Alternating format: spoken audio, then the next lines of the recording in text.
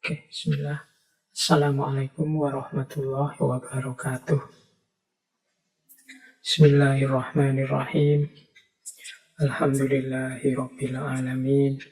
Wa bihi nasta'inu ala umurid dunya waddin.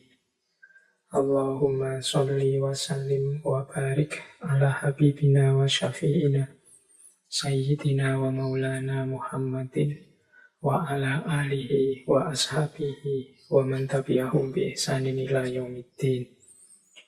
Amma ba'du.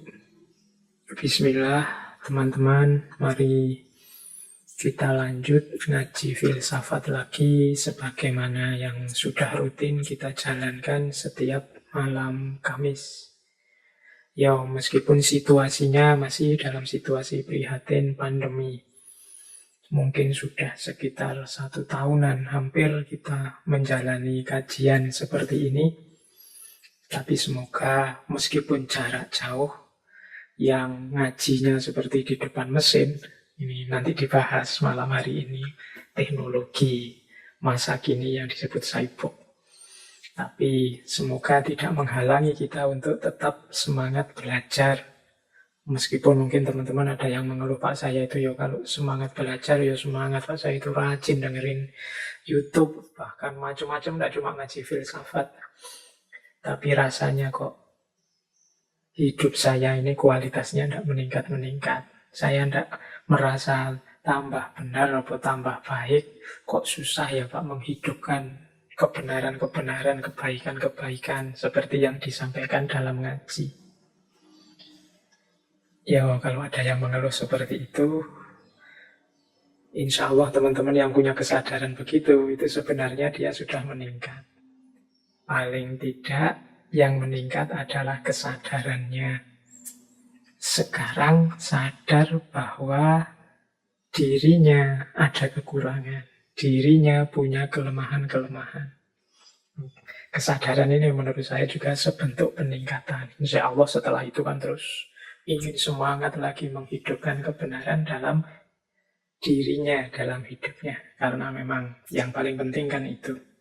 Kalau sekedar dihafalkan atau sekedar hanya untuk dimuseumkan, dimonumenkan, ya tidak ada guna dan manfaatnya ilmu. Yang paling penting ilmu itu kita daya gunakan manfaatnya untuk kehidupan kita, pedoman kita hidup di muka bumi ini. Tiba-tiba saya ingat ada cerita dari Idris Shah. Teman-teman pernah dengar nama ini ya, beliau ini banyak menulis buku tentang sufi. Yang bukunya kalau dalam bahasa Inggris, antara lain cerita ini ada di bukunya yang berjudul Tales of the Dervishes. Jadi kisah-kisah para darwis. Ini saya bawa malam hari ini cerita yang untuk mengawali kajian kita malam hari ini. Meskipun temanya agak berbeda, tapi ini menurut saya penting untuk bahan introspeksi kita di ranah ilmu. Ini yang ada hubungannya dengan penerimaan kita terhadap ilmu pengetahuan, apapun jenisnya. Jangan-jangan sikap kita ada di sini. Jadi satu ketika ada cerita begini. Ada seseorang yang belajar serius, mempelajari cara kerjanya alam semesta. Sampai akhirnya dia menemukan rahasia cara membuat api. Nah, ini kita sebut saja ya, karena dia bisa membuat api, kita sebut namanya nur, cahaya. Nah, dia ini begitu menemukan cara membuat api, ya karena dia orang baik, ingin agar ilmunya ini, cara membuat api ini bisa bermanfaat untuk orang banyak. Maka dia bermaksud untuk mengajarkan teknik membuat api kepada masyarakat semuanya di sekelilingnya. Nah, tapi tanggapannya masyarakat ini macam-macam. Sampai meninggal dia masih belum 100% mampu mendidik masyarakat untuk memanfaatkan api secara optimal. Nah, di ceritanya Idris Shah itu ada 5 kelompok orang dalam menanggapi cara membuat api. Ada kelompok pertama. Kelompok pertama ini begitu mereka bisa membuat api, kemudian ini, wah ini ilmu penting, ini ilmu tidak sembarangan orang ini bisa menguasai ini. Nah, akhirnya teknik membuat api ini disimpan hanya boleh orang tertentu yang menguasai. Nah, kalau di Idrisa itu hanya kalangan pendeta atau ahli agama saja. Jangan disebar-sebarkan ke orang banyak ya. Ini penting ini cara membuat api ini. Khawatirnya disalahgunakan. Nah, ini kelompok pertama. Ilmunya berhenti di para ahli, para pendeta. Ada kelompok kedua. Kelompok kedua ini tidak terlalu perhatian dengan teknik cara membuat api atau bagaimana memanfaatkan api untuk hidup. Tapi mereka ngerti kalau api itu penting. Akhirnya lama-lama mereka lupa caranya membuat api. Ternyata malah belakangan karena menganggap ilmu ini penting. Akhirnya yang disembah adalah alat-alat yang dipakai untuk menyembah api. Jadi dia tahu api itu bernilai, berharga, dan mereka lupa caranya membuat memanfaatkan api. Ya sudah, alat-alat yang ditinggalkan oleh Nur tadi untuk membuat api itu yang disembah. Ada kelompok ketiga.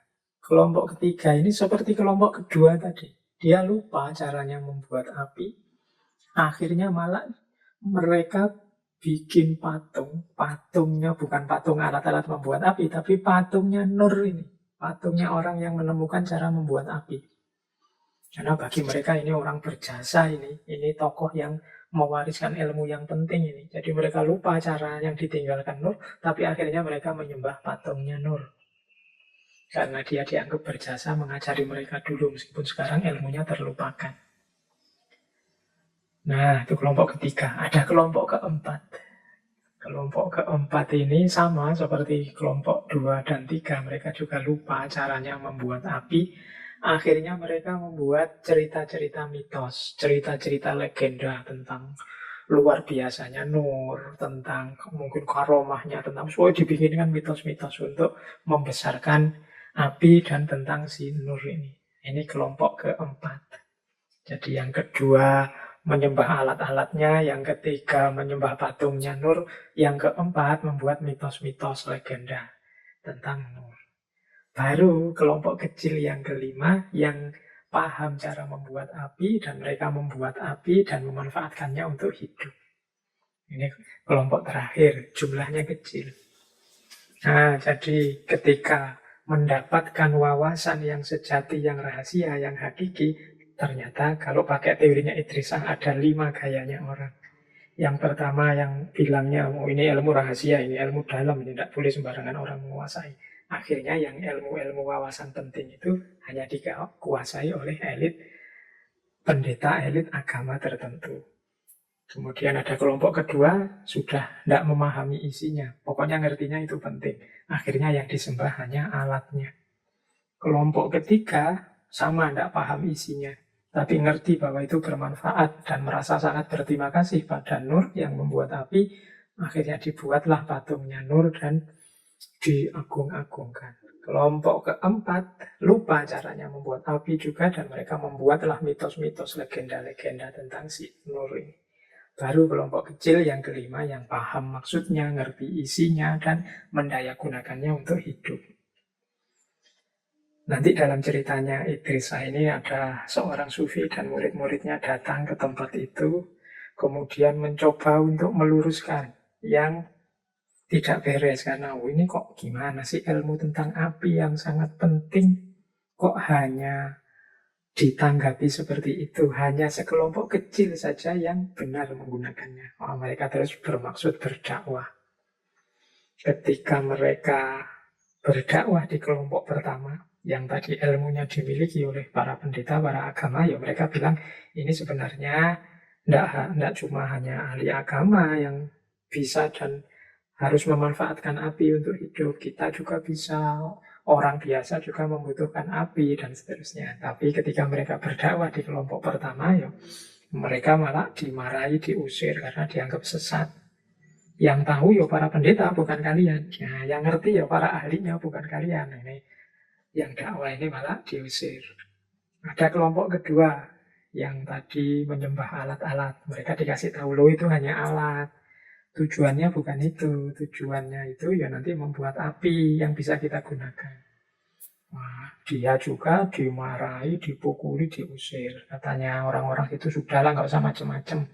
Jangan melawan adat dan tradisi yang selama ini sudah jalan. Jangan bikin agama baru deh. Ini yang selama ini jalan sudah kita yakini kebenarannya seperti ini. Nah, ini orang-orang yang menyembah api, alat-alat api tadi, yang ingin meluruskan malah diusir-usir karena dianggap melakukan yang bertentangan dengan adat tradisi yang selama ini berjalan. Kemudian masuk ke kelompok ketiga juga begitu. Ini kelompok ketiga tadi yang membuat patung tadi kan, patungnya Nur.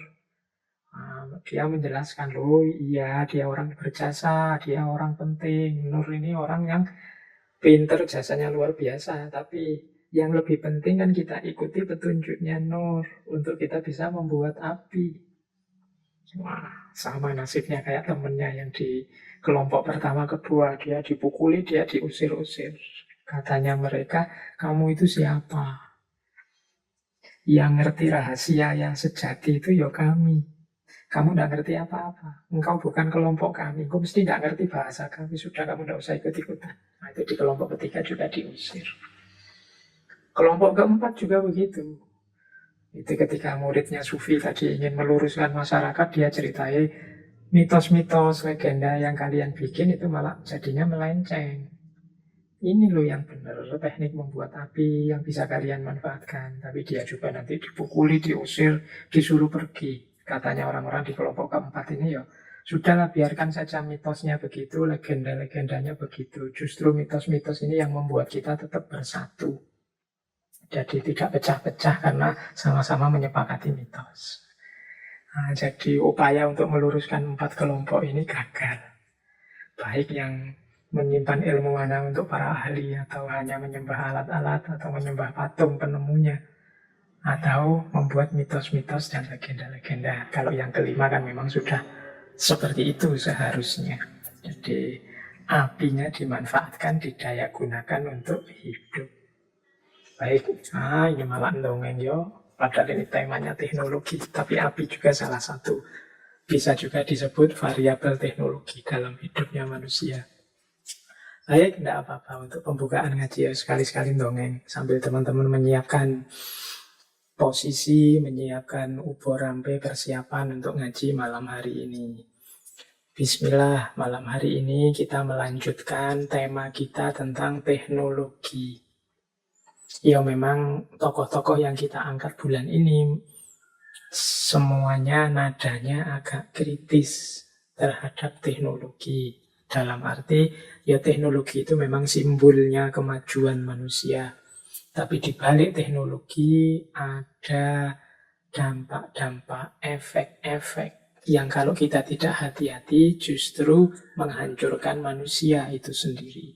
Yang semula untuk memudahkan hidup kita bisa jadi justru jadi sumber malapetaka yang membuat hidup kita lebih sulit dari sebelumnya. Baik, kita mulai ya, bismillah. Malam hari ini kita ketemu Ibu Donna Haraway. Donna Haraway ini tokoh postmodern, tokoh feminis, tokoh juga tentang sains dan teknologi. Ini biar tidak hanya tokoh laki-laki yang kita angkat, tapi juga ada tokoh-tokoh filosof-filosof perempuan yang gagasan-gagasannya tidak kalah luar biasa dibandingkan yang laki-laki. Kebetulan juga temanya malam hari ini Women and Cyborgs. Ini kalau woman teman-teman ngerti ya, kalau cyborg itu saya tidak tahu generasi berapa itu. Dulu ada beberapa film yang judulnya cyborg. Ini semacam manusia robot atau gimana, nanti kita cek ya hubungannya apa dengan perempuan, hubungannya apa dengan teknologi.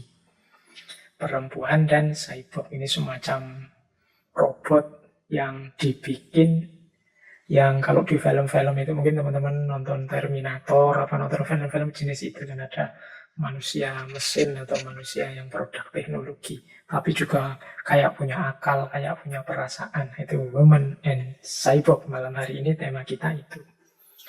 Memang yang punya gagasan ini beliau, ibu kita Donna Haraway. Beliau ini kelahiran tahun 44, seorang profesor emeritus dari Amerika. Kampusnya adalah University of California, Amerika. Keahlian beliau ya tentang sains dan teknologi, tentang feminisme, dan juga postmodernisme. Malam hari ini kita belajar 3 klaster ini sekaligus. Nanti materi-materi kita banyak diambil dari buku beliau yang judulnya A Cyborg Manifesto. Yang judul lengkapnya Cyborg Manifesto, Science, Technology, and Socialist Feminism in the Late 20th Century. Jadi itu yang pertama. Yang kedua nanti sedikit kita bahas tentang tulisan beliau juga, judulnya Situated Knowledge, The Science Question in Feminism and the Privilege of Partial Perspective. Ini semoga teman-teman tidak trauma dulu ya mendengar istilah-istilah, mendengar nama-nama, judul-judul dalam bahasa Inggris ini. Pokoknya kita nikmati saja, ngaji saja. Anggap saja malam hari ini nambah wawasan yang berbeda. Karena kadang-kadang yang kita anggap penting, bagi orang lain tidak penting. Kita anggap sangat penting, bagi orang lain malah sesuatu yang tidak ada artinya. Tapi kita lupa kadang-kadang yang tidak kita anggap penting itu suatu ketika kita sangat membutuhkannya. Itulah mengapa ngaji kita ini temanya macam-macam. Bahkan mungkin banyak teman-teman yang bertanya, ngapain sih Pak tema-tema itu diangkat. Ya siapa tahu nanti dalam hidup kita ketemu problem yang butuh wawasan-wawasan sebagaimana dibahas misalnya oleh Donna Haraway ini. Jadi yang mungkin siapa tahu kita ketemu problem seperti itu, maka kita harus lengkap senjatanya. Sering saya bilang wawasan atau ilmu itu kan kayak senjata. Semakin bervariasi, semakin macam-macam senjata kita, semakin siap kita menghadapi berbagai situasi. Kita kemarin ngerti teori tentang speed, kecepatan, Paul Virilio. Oh itu kan ternyata kita ngerti juga beberapa momen hidup kita hari ini bisa dianalisis dengan Paul Virilio. Termasuk minggu sebelumnya Lewis Mumford. Kita juga ngerti, oh ternyata dalam hidupku ada juga bagian-bagian yang dibicarakan oleh Lewis Mumford. Aku tidak bisa membahasnya sedalam mereka, tapi dengan belajar tentang mereka, mungkin perspektifku tentang hidupku bisa berbeda. Tidak seperti selama ini yang mungkin karena bukan bidangnya kita membacanya tidak terlalu dalam. Nah ini gunanya belajar tentang wawasan yang berbeda-beda ini biar kita ngerti berbagai hal yang mungkin selama ini tidak kita anggap penting, ternyata bisa jadi kapan-kapan kita membutuhkannya. Oke, baik. Kita mulai ya masuk ke materi. Nah, materi kita malam hari ini yang judulnya Woman and Cyborg, yang berhubungan dengan feminisme, berhubungan dengan teknologi, berhubungan juga dengan situasi postmodern. Yang kita bahas malam hari ini, fenomena semacam ini biasanya disebut dengan istilah posthumanisme. Jadi istilah posthumanisme ini munculnya di sekitar akhir abad 20. Jadi posthumanisme itu berarti era ketika pandangan bahwa manusia itu segalanya dan segalanya harus diukur dengan manusia dianggap sudah tidak relevan lagi. Jadi itu ada kalimat yang saya kutip dari Ihab Hasan. Ihab Hasan ini tokoh postmodern dari Mesir tapi tinggalnya di Amerika. Beliau banyak nulis tentang postmodernisme. Katanya Ihab Hasan, humanism may be coming to an end as humanism transform itself into something one must helplessly call posthumanism. Humanisme mungkin sudah berakhir karena humanisme sudah mentransformasikan diri, mengubah dirinya menjadi sesuatu yang mau tidak mau harus kita sebut posthumanisme. Jadi hari ini di ranah kajian tentang manusia, baik secara filosofis, secara sosial, secara budaya, ada istilah posthumanisme. Era ketika humanisme sudah dipandang tidak relevan lagi. Humanisme ini kan pandangan bahwa manusia harus diposisikan sebagai standar, sebagai ukuran bagi kebaikan, kebenaran segalanya. Nah, diakhiri di akhir abad 20. Tokoh-tokohnya banyak. Kalau teman-teman layarnya bisa dibaca di slide yang saya tampilkan itu, saya sebut beberapa nama tokoh yang dikenal punya gagasan post-humanisme. Michel Foucault, Judith Butler, Gregory Bateson, Warren McCullough, Norbert Wiener, dan seterusnya, termasuk Donna Haraway, juga Robert Pepperell. Robert Pepperell ini yang menulis buku Post-Human Condition, kondisi post-humanisme. Jadi malam hari ini kita belajar bidang yang namanya post-humanisme. Jadi konsep-konsep tentang manusia yang dengan segala sisi kemanusiaan dan fitrahnya yang selama ini kita anggap sebagai standar-standar mutlak bagi kebenaran, kebaikan, keindahan, itu mulai dipertanyakan oleh tokoh-tokoh post-humanisme. Cirinya secara umum ada 3 post-humanisme itu. Yang pertama adalah mengkritik antroposentrisme. Antroposentris itu, antropos itu manusia, sentris itu sentral. Jadi pandangan bahwa manusia adalah sentralnya, pusatnya alam semesta. Nah, itu dikritisi. Apa ya manusia itu sentral, manusia itu pusat? Nah, ini kritik-kritik ya, teman-teman yang ingin mendalam silahkan dibahas di tokoh-tokoh yang saya tuliskan di situ. Jadi ciri pertama itu, kalau teman-teman belajar tentang sejarah pemikiran itu kan kelihatan. Orang modern itu memang cirinya antroposentris. Manusia sebagai standar, manusia sebagai pusat dari segalanya. Nah, ini digugat di akhir abad 20 di bidang yang namanya post-humanisme. Yang kedua, pandangan bahwa manusia tidak punya hak mutlak untuk menghancurkan alam atau memposisikan dirinya di atas alam. Ini sebenarnya juga kritik terhadap pandangan modern yang antroposentris bahwa manusialah yang punya hak sepenuhnya atas alam semesta. Manusia merasa di atas alam. Kan kalau kita membahas hubungan antara manusia dengan alam itu kan ada yang punya pandangan manusia bagian dari alam, ada yang punya pandangan manusia itu di atas alam. Maka manusia bisa mengeksploitasi, manusia bisa menggali sesukanya alam semesta karena dia di atas alam. Tapi ada juga yang berpandangan ya manusia itu bagian dari alam. Rusaknya alam, alamat juga kehidupan manusia bisa rusak. Hancurnya alam, alamat juga kehidupan manusia bisa hancur. Karena manusia bagian dari alam. Nah, modernisme, orang-orang modern lebih cenderung memposisikan dirinya di atas alam. Bahwa manusia adalah ukuran. Bahwa manusia adalah standar bagi alam. Nah, ini dikritisi dalam tema post-humanisme. Itu ciri kedua. Ciri ketiga yang disebut post-humanisme itu keterbatasan dan kemungkinan salah dari pemikiran manusia diakui. Ya kalau tadi manusia memposisikan dirinya di atas alam, itu kan kemudian dia merasa superior, merasa berkuasa, merasa punya power, bahkan di hadapan alam dia tidak mau disalahkan. Nah, posthumanisme ini menegaskan ya manusia itu terbatas dan bisa salah. Meskipun tetap mereka harus rasional dalam berpikir. Tapi dalam berpikir rasional ini dia harus sadar keterbatasannya dan kemungkinan dirinya salah. Nah, ini ciri ini ada dalam kajian namanya posthumanisme. Yang manusia tidak lagi superpower, superhero. Dia ada kelemahan-kelemahan, keterbatasan, dan juga kemungkinan salah.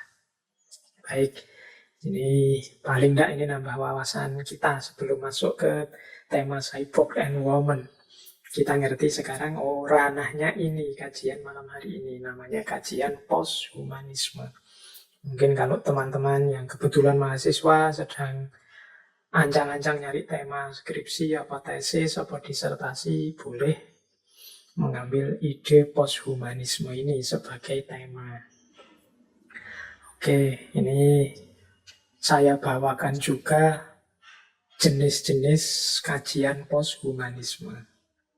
Ada namanya cultural posthumanisme, ada philosophical posthumanism, ada post-human condition, ada post-human transhumanism, ada AI, jadi ada AI, artificial intelligence, take over, AI take over, voluntary human extinction. Nah, ini isu-isu dalam kajian posthumanisme. Jadi ada cultural posthumanisme. Ini isinya biasanya mengkritik asumsi-asumsi, pandangan-pandangan tentang manusia dan kemanusiaan.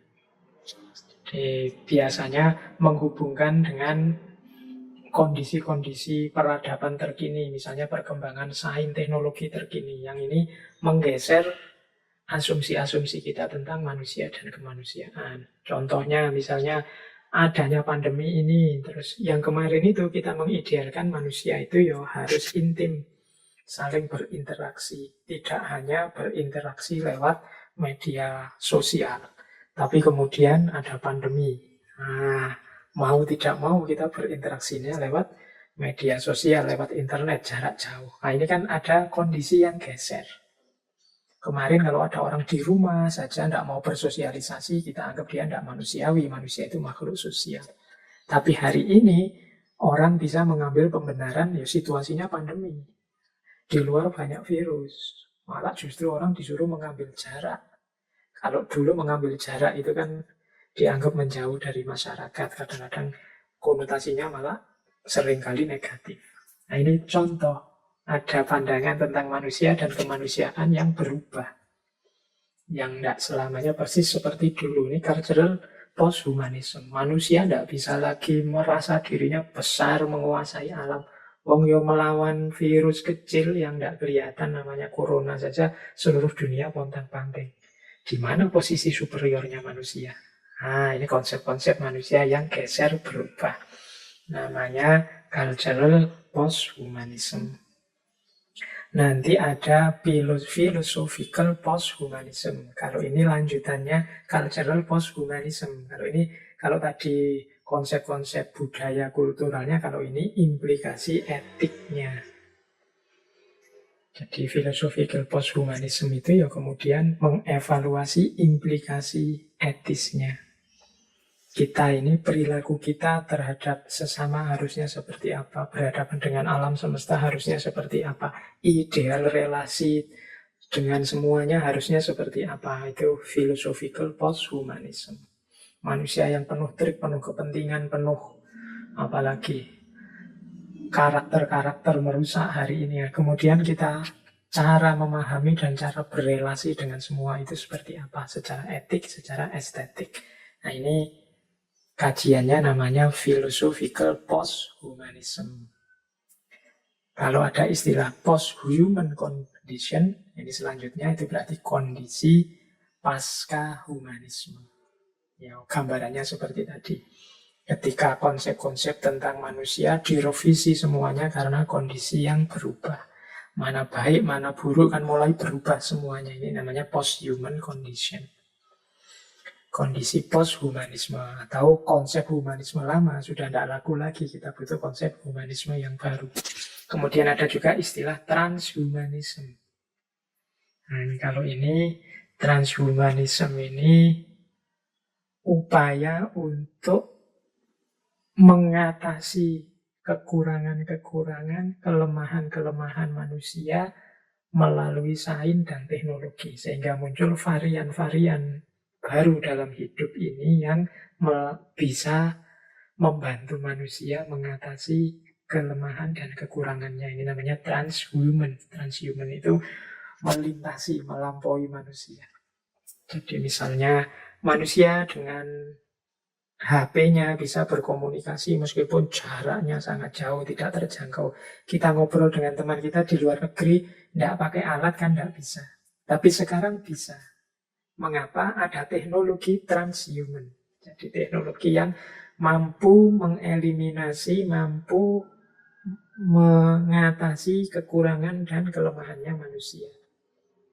Jadi ini sifatnya membantu manusia. Jadi manusia dengan kelemahannya sekarang punya sains dan teknologi yang bisa mengatasi itu. Nah, situasi semacam itu, teknologi-teknologinya dan kondisi sosialnya namanya transhumanism.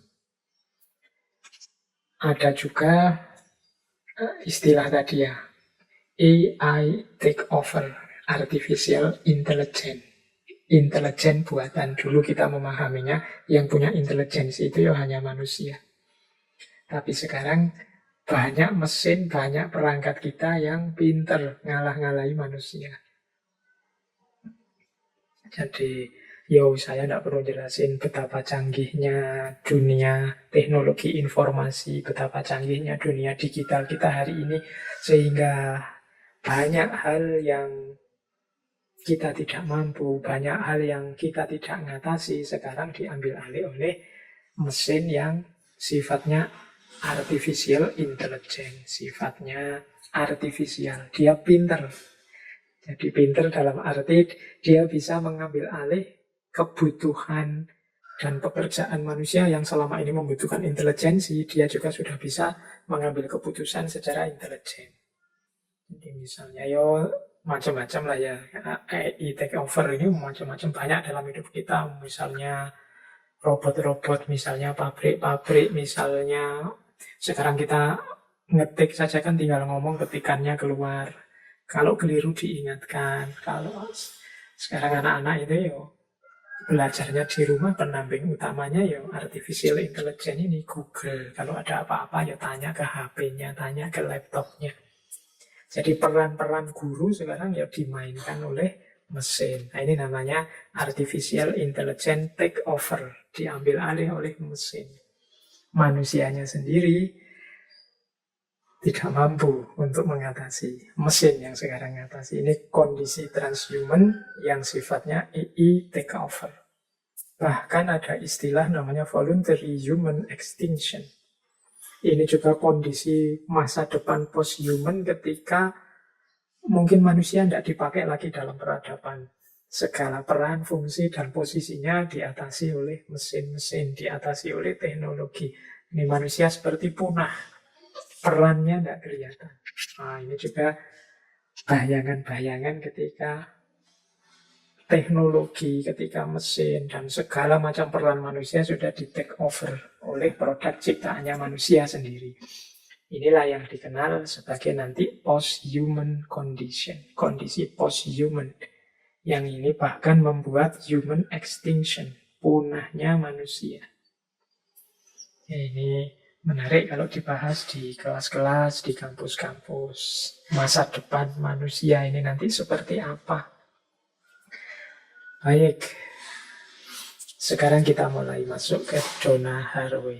Jadi memang pengantarnya seperti itu. Sekarang kita lihat pandangan Donna Haraway juga tidak jauh-jauh dari kondisi post-human tadi awalnya sebagai dasarnya. Yang pertama coba kita lihat bagaimana manusia yang membanggakan dirinya, menilai dirinya sangat penting. Itu sebenarnya sejak awal modern posisinya perlahan-lahan tersingkirkan.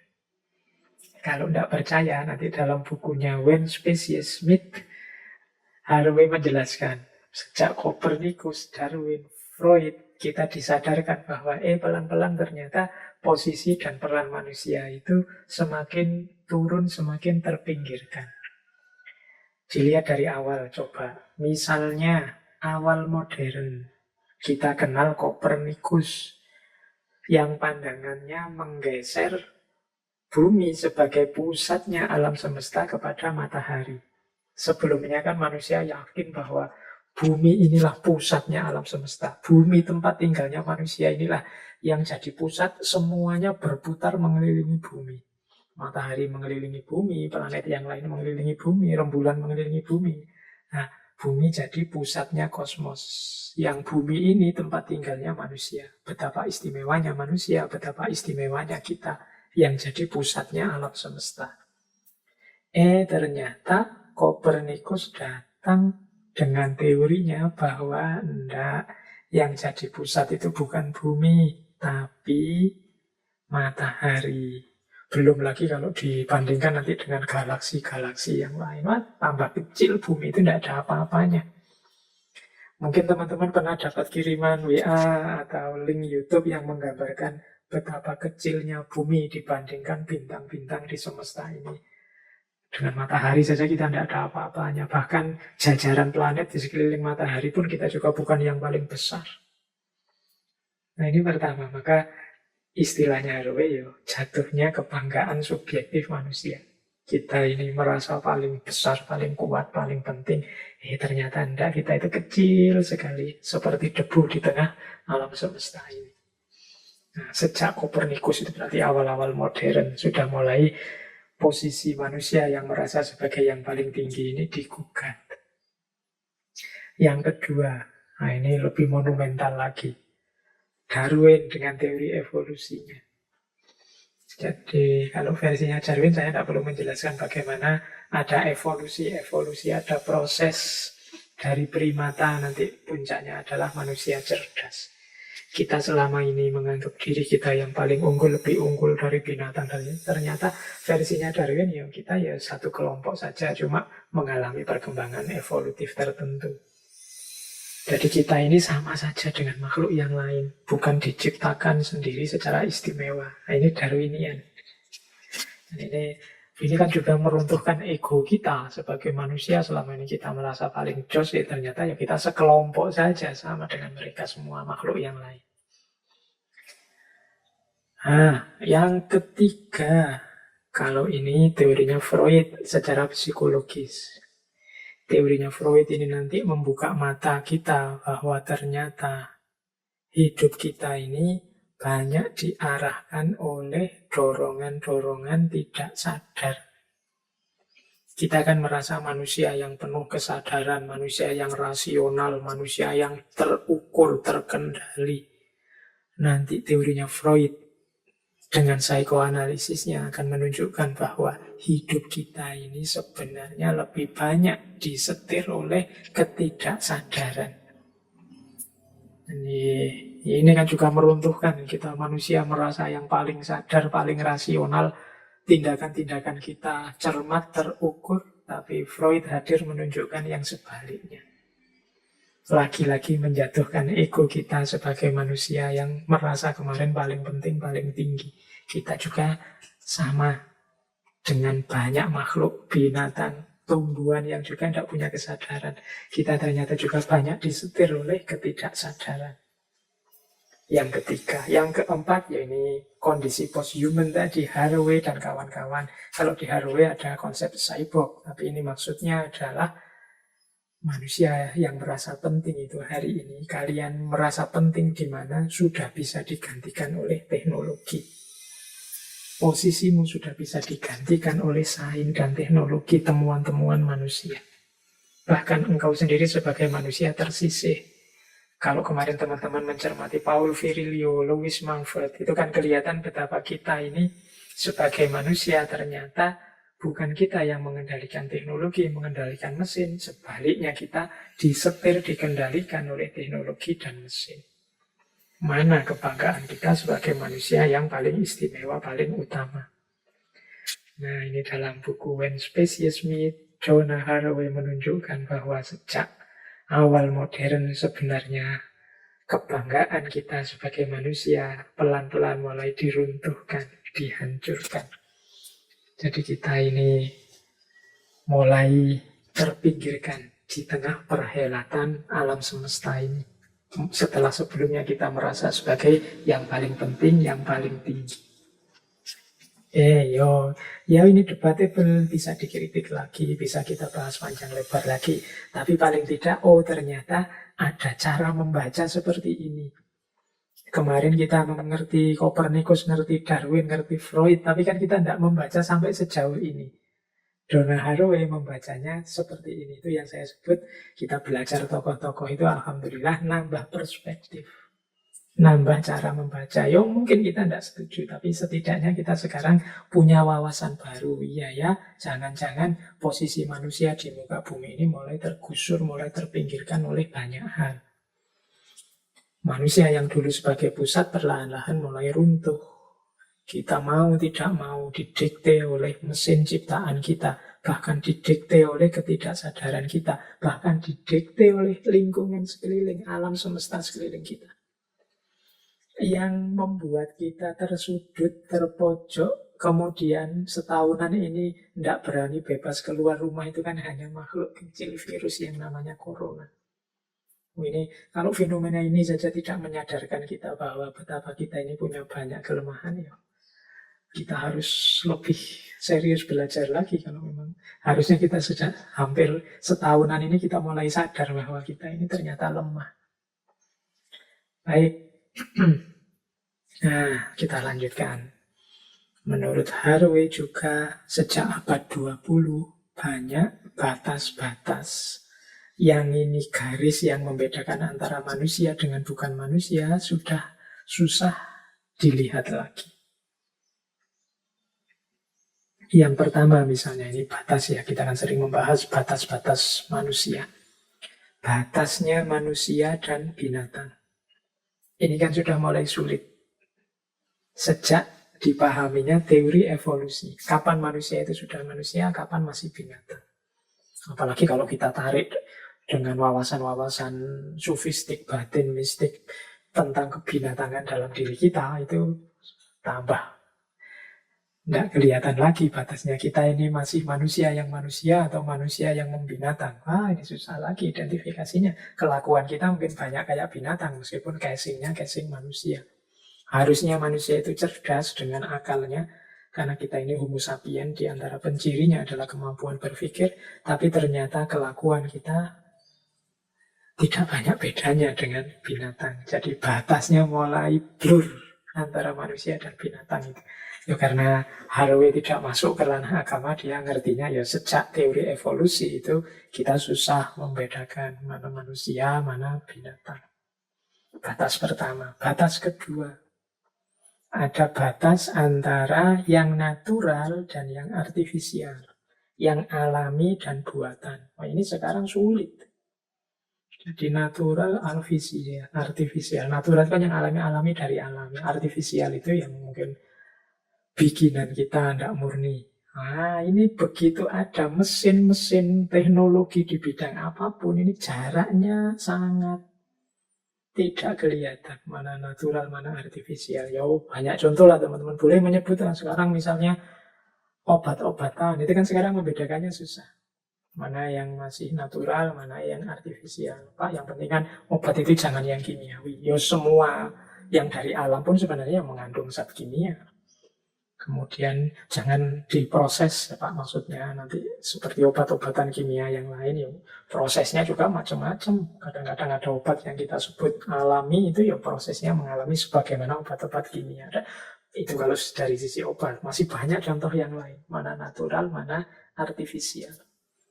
Kita hari ini melakukan kajian dengan YouTube ini, itu masuk natural apa artifisial?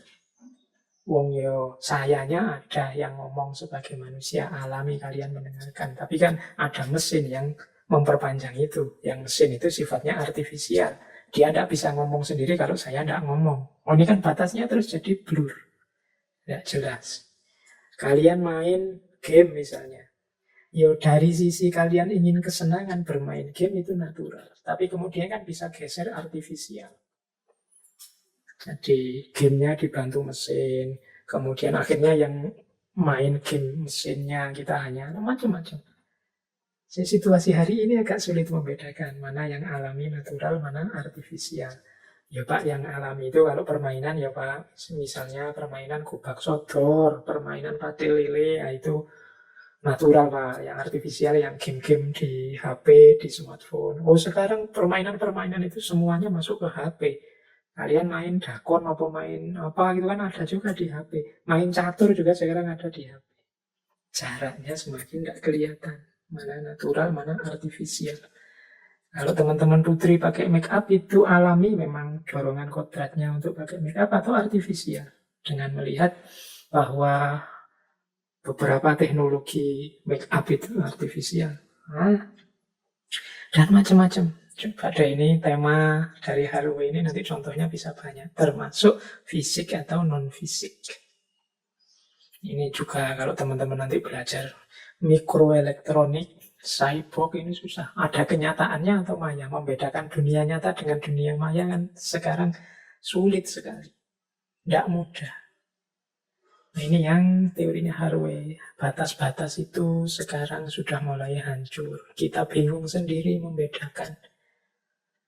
Apalagi ini semakin jauh ini batas-batas ini.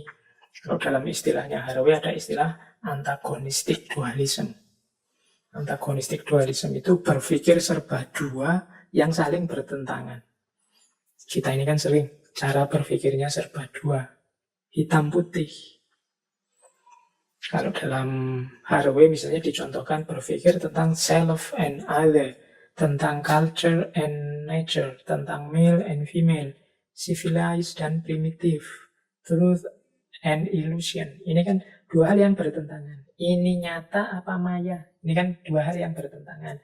Ini sudah beradab apa primitif? Dua hal yang bertentangan. Laki-laki perempuan. Yang culture bikinan manusia atau nature bikinan alam. Ini termasuk yang batas yang blur tadi. Tapi manusia sering memahaminya, khususnya manusia modern, sebagai dualistik yang antagonistik. Jadi dua hal yang saling bertentangan. Dan dipahami secara hitam putih, clear cut. Kalau tidak laki-laki ya perempuan. Kalau tidak nyata berarti maya. Kalau tidak primitif berarti beradab. Padahal ini kan batas-batas yang tidak clear cut, tidak seperti hitam dan putih begitu. Kita menyebut peradaban kita ini Pak, maju sudah beradab. Tapi coba dilihat problem-problem, kasus-kasus mungkin yang kriminal-kriminal. Itu mungkin kita ragu-ragu mau menyebut diri kita ini sudah beradab bener apa enggak sih.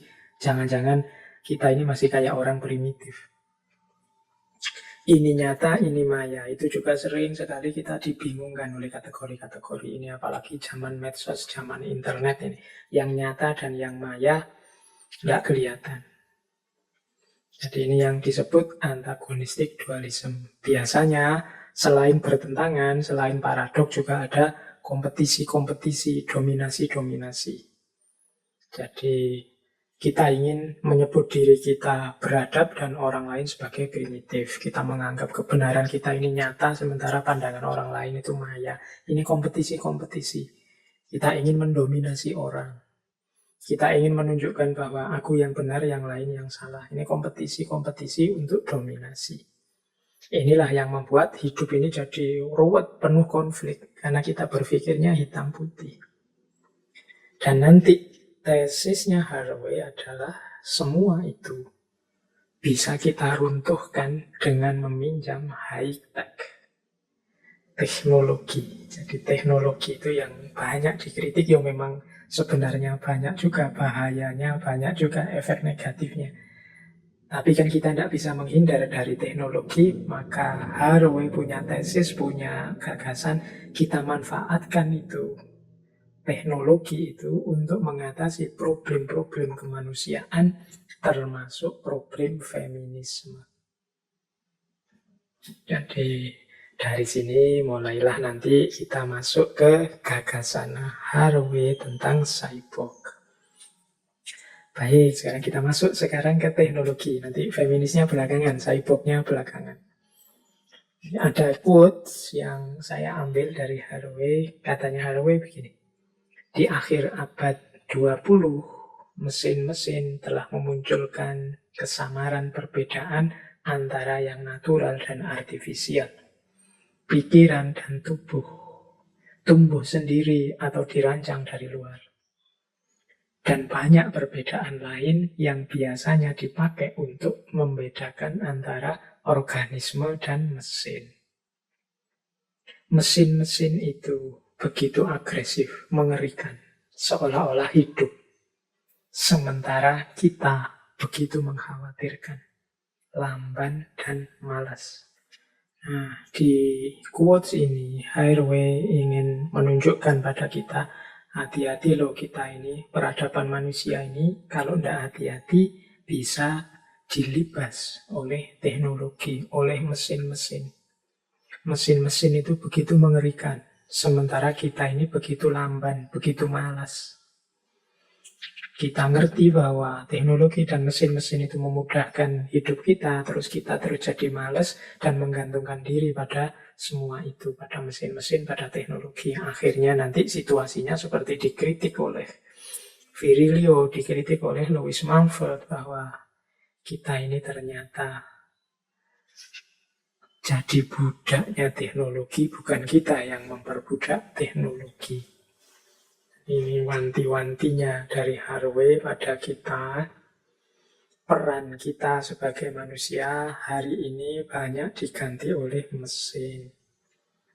Kalau kita tidak aktif, tidak cepat-cepat mengambil inisiasi untuk mengendalikan mesin sesuai kehidupan kita, kita manfaatkan untuk mengatasi problem kita, maka yang terjadi sebaliknya.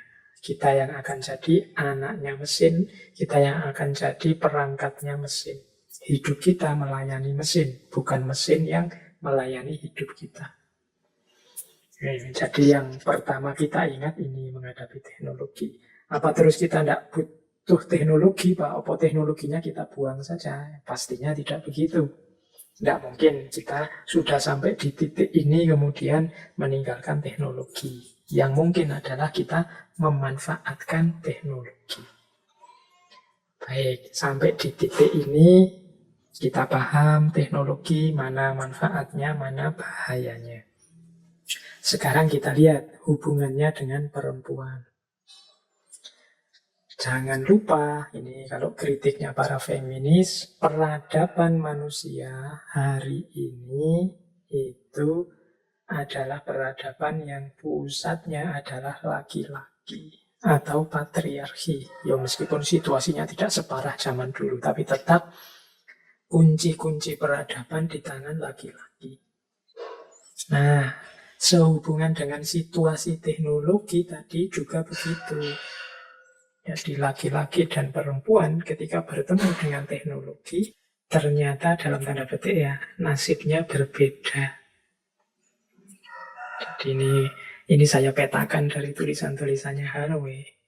Biasanya kalau tadi kan ada dualisme, antagonisme tadi antara culture and nature. Culture itu yang hasil akal budi, kalau nature itu sesuatu yang berjalan alami. Nah, dua hal ini kalau dijajar dengan laki-laki dan perempuan, biasanya persepsinya adalah laki-laki yang culture, perempuan yang nature. Ini kalau ditarik lagi dengan dualisme yang lain, produsen atau konsumen, ya biasanya terus kesannya laki-laki yang produsen, perempuan yang konsumen. Kalau ditarik lagi dengan dualisme yang lain, sehubungan dengan teknologi, ya nanti ada modifikasi apa eksploitasi. Nah, laki-laki yang modifikasi, perempuan yang eksploitasi. Ini perkembangan teknologi itu banyak dicitrakan ya hasil kerja kerasnya laki-laki. Sementara perempuan nanti yang bagian konsumennya, bagian menikmati, menerima, bahkan dia mengalami dieksploitasi demi perkembangan teknologi. Banyak kan teknologi-teknologi yang kesannya mengeksploitasi perempuan. Mungkin teknologi informasi dengan iklannya, itu kan sebagian besar juga memanfaatkan perempuan. Teknologi-teknologi yang sifatnya mungkin make up terbaru, mungkin model fashion terbaru, mungkin dan lain sebagainya, itu banyak yang jatuhnya eksploitasi itu pada perempuan. Karena yang merancang modifikasi laki-laki. Ini ada pandangan seperti ini. Ini nanti tema tersendiri dalam feminisme. Bahkan teknologi pun terus dipilah dua. Ada teknologi dalam tanda petik yang sifatnya laki-laki, ada teknologi yang sifatnya perempuan. Kalau saya bicara teknologi tentang mobil, tentang alat militer, senapan, tentang arsitek bangunan, itu rasanya kesannya ini coraknya laki-laki. Sementara yang perempuan itu ya hubungannya dengan kerumah tanggaan, setrika, mesin jahit, kompor, mesin cuci. Nah, ini rasanya itu teknologi perempuan. Sementara yang mobil, motor, bangunan, nah itu kesannya laki-laki. Lalu yang disebut kesenjangan perempuan sehubungan dengan teknologi. Seolah-olah teknologi mengukuhkan posisi ketertindasan perempuan. Nah, Haraway ingin membongkar ini, cuma dengan caranya sendiri. Dia tidak terlalu setuju dengan beberapa gagasan feminis.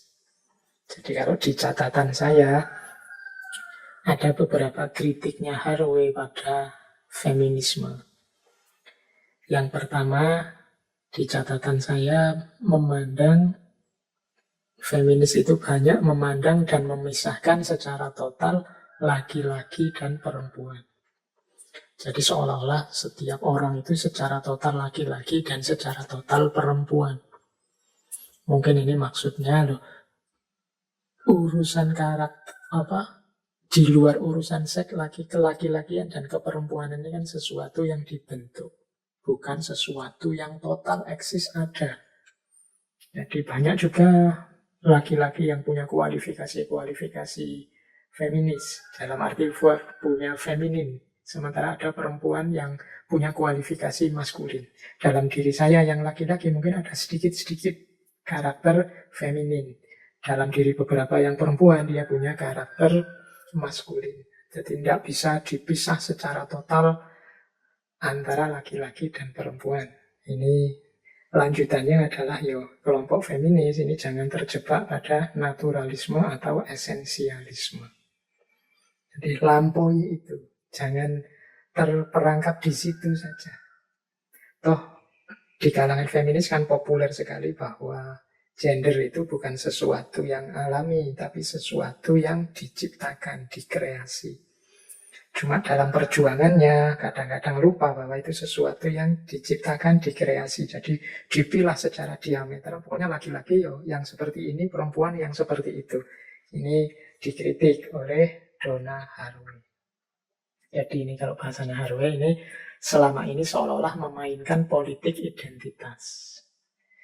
Jadi menegaskan identitas kelaki-lakian dan keperempuanan.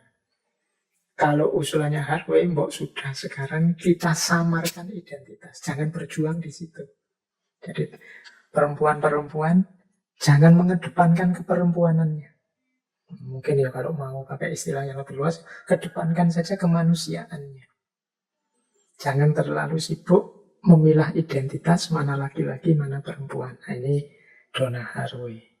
Bahkan dia, ini agak pedes ini ngeritik, feminis sosialis. Ini bagi Donna Haraway kelompok feminis yang sosialis itu kan hasilnya hanya menambah satu kategori baru dalam dunia perempuan yang sebelumnya tidak ada, yaitu women worker.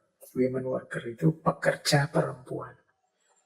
Jadi semula perempuan tidak boleh bekerja, beraktivitas, sekarang boleh. Nah ini menurut Haraway kalau hanya ini kurang luas perjuangannya. Termasuk beliau mengkritik kelompok feminis radikal. Feminis radikal ini yang tadi terlalu total memisah antara laki-laki dan perempuan. Akhirnya nanti kesannya perempuan itu akan eksis hanya sebagai oposisi bagi laki-laki. Dia ada sebagai lawannya laki-laki. Berarti nanti kalau laki-lakinya tidak ada yang dilawan, dia juga tidak akan eksis. Karena terlalu saklek bermain identitas tadi antara laki-laki dan perempuan, sehingga seolah-olah perempuan hanya bisa eksis sebagai oposisinya laki-laki. Keberadaannya hanya sebagai antitesisnya laki-laki. Nah, ini logikanya berarti kalau laki-laki tidak ada, dia tidak eksis juga. Ini mirip kayak misalnya aku hidup ini hanya untuk melawanmu. Oh berarti kalau engkau tidak ada, aku tidak hidup. Karena adaku ini hanya untuk melawan, walau engkau tidak ada. Aku tidak ada juga. Ini logika seperti ini yang dikritik oleh Donna Haraway. Jadi perempuan-perempuan, ya ayo berjuang mengangkat harkat martabat perempuan. Tapi dengan strategi yang lebih cerdas. Nanti dia menyarankan menggunakan teknologi. Bagaimana teknologi bisa sangat membantu perempuan dalam berjuang. Baik. Nah, dari situ nanti dikenal istilah cyberfeminism. Cyberfeminism ini feminisme dunia cyber. Ini dunia cyber ini ya dunia teknologi hari ini. Biasanya rumusnya cyberfeminism itu adalah gabungan antara feminisme, budaya teknologi, dan media baru atau new media. Kalau dirangkai dengan kata-kata ya cyberfeminism itu bagaimana para feminis memanfaatkan new media dalam budaya teknologi masa kini sebagai jalan memberdayakan diri sekaligus membebaskan diri dari dominasi laki-laki. Jadi mumpung hari ini peradaban manusia itu sebagian besar geraknya ada di ranah media. Yang media khas hari ini makanya disebut new media. Medsos, YouTube, Twitter, Instagram, dan lain sebagainya. Situasinya kan seperti itu hari ini. Budaya hidup kita juga budaya teknologi. Tidak ada 1 jam, 2 jam kita kuat melepaskan diri dari gadget kita, gawai kita, alat-alat perangkat teknologi. Sekarang apa yang tidak teknologi? Mencuci, menyetrika, jalan-jalan, berkomunikasi, apapun butuh teknologi. Makanya budaya teknologi. Maka perjuangan feminisme untuk memberdayakan perempuan, untuk membebaskan diri dari dominasi laki-laki, harusnya mempertimbangkan situasi baru ini. Memanfaatkan new media dan mengikuti arus budaya teknologi. Jangan sampai ketinggalan zaman. Jangan sampai nanti kalah cepat sama laki-laki. Nanti laki-laki dominan lagi. Kita tidak sempat bangkit lagi. Jadi kajian feminis yang ditambah perhatian kepada budaya teknologi, ditambah pemanfaatan terhadap media baru, itulah nanti yang dikenal sebagai cyberfeminism. Feminisme cyber. Dari sinilah nanti muncul konsep cyborg. Ini tema kita hari ini, Woman and Cyborg. Oke. Nah, sekarang barulah kita masuk ke tema cyborg. Ini harus dilihat tulisannya ini. Kalau cuma didengarkan nanti bingung tulisannya seperti apa. Saya tidak menjelaskan detail seperti di bukunya. Saya ngajak saja teman-teman, ayo dibayangkan mungkin ada yang pernah nonton film yang jenisnya cyborg. Jadi cyborg ini gabungan, kalau dalam penjelasannya Haraway, antara mesin plus organisme. Jadi ini kalau itu hubungannya dengan manusia, ya disebut manusia ya bisa, disebut mesin ya bisa.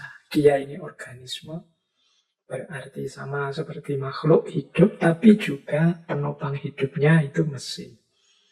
Ya tadi saya bilang untuk ngecek ke film-film ya teman-teman mungkin masih ingat ya.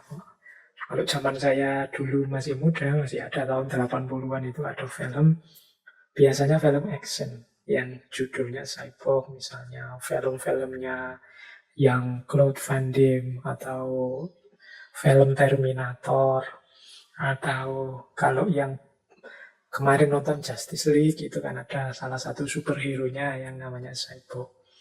Kalau yang perempuan, mungkin kemarin ada yang nonton film Ghost in the Shell. Ini yang main juga mungkin teman-teman kenal ya, Scarlett Johansson. Meskipun Ghost in the Shell ini film yang awalnya adalah komik, tapi kemudian difilmkan. Model superhero-nya yang model cyborg. Banyak lah, silahkan di googling lah teman-teman, lebih ahli tuh kalau nyari googling tentang gambaran cyborg. Jadi cyborg itu profilnya adalah profil organisme, tapi hakikatnya dia kalau dibedah dia punya power, punya kekuatan seperti mesin. Jadi ini gabungan antara organisme dan mesin. Makanya cyborg ini ada yang menerjemahkan, kalau versinya Donna Haraway, cyborg itu ya cybernetic organism. Jadi organisme sibernetik. Dia bukan manusia total, juga bukan mesin total. Jadi mix antara mesin dan organisme. Apa bisa Pak kita jadi seperti itu?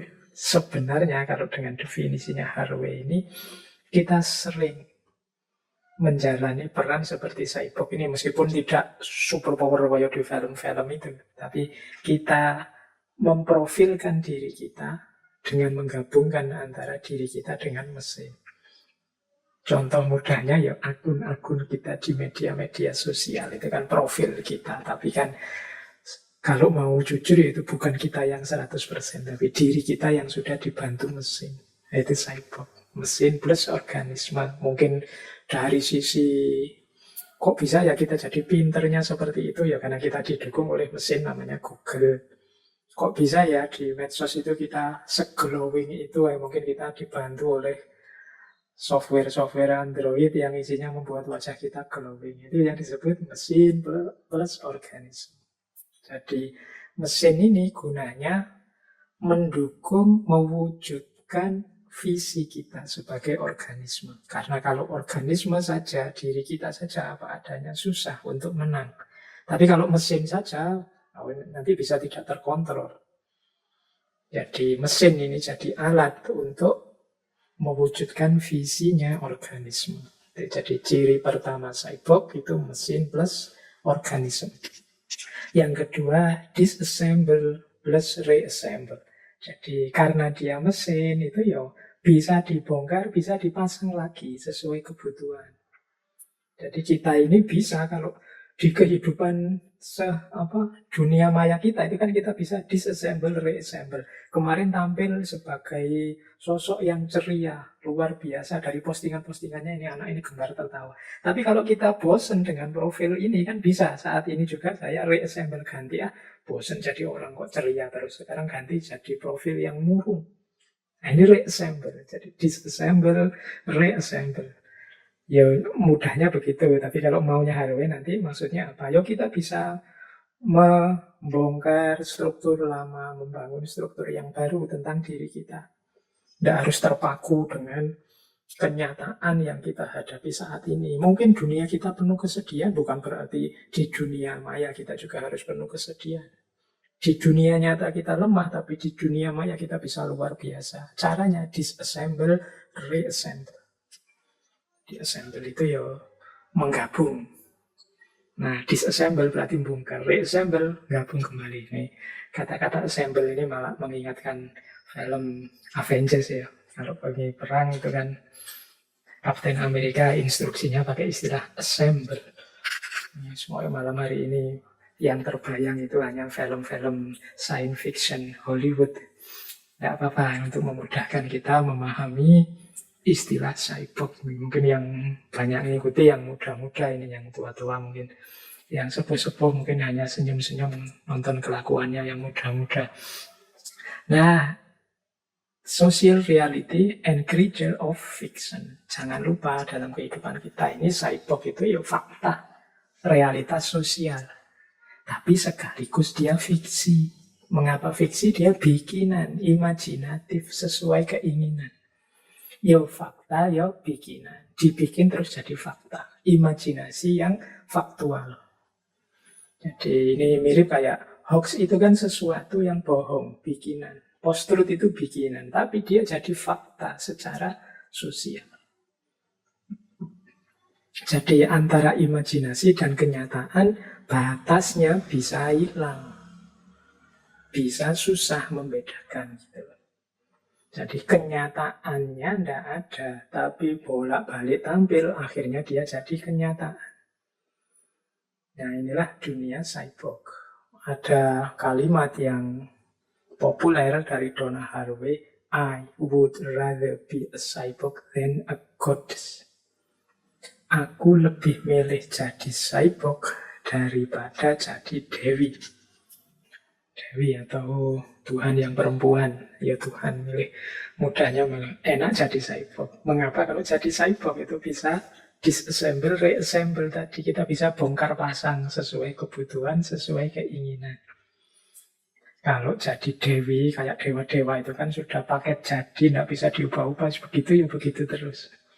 Tapi kalau jadi cyborg bisa diatur. Oh sekarang kekuatannya sekian, besok sekian saja. Oh sekarang karena medannya laut, ya kita rancang cyborg yang bisa seperti kapal, tidak tenggelam di laut. Oh karena medannya udara, butuh kecepatan udara, cari cyborg yang bisa terbang.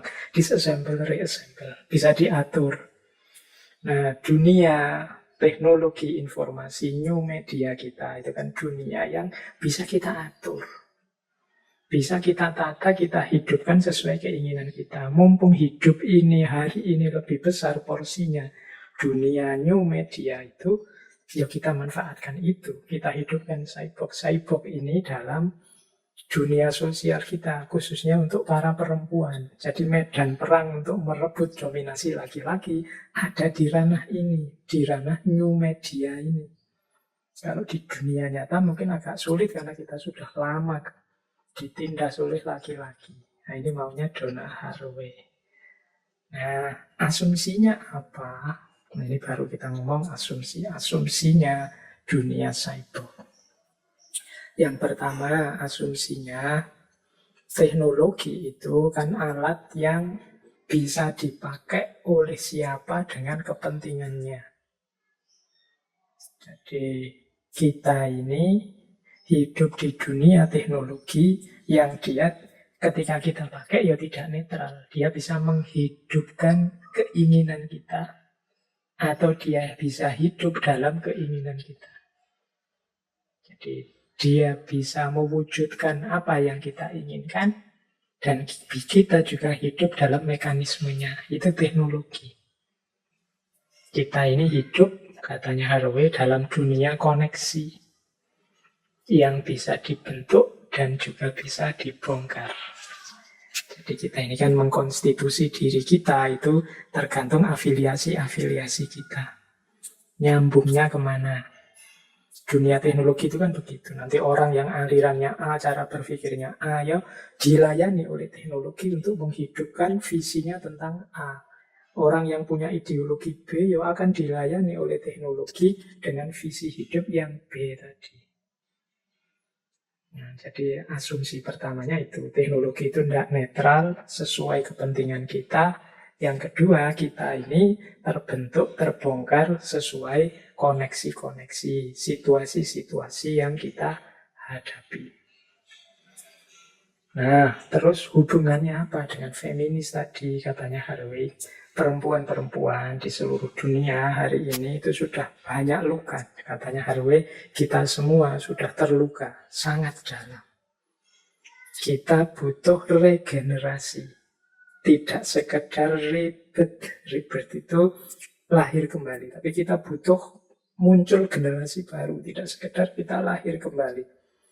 Dan juga kita perlu membentuk ulang utopia, mimpi, harapan tentang satu dunia besar yang tidak ada gender. Tidak ada gender itu tidak ada problem gender.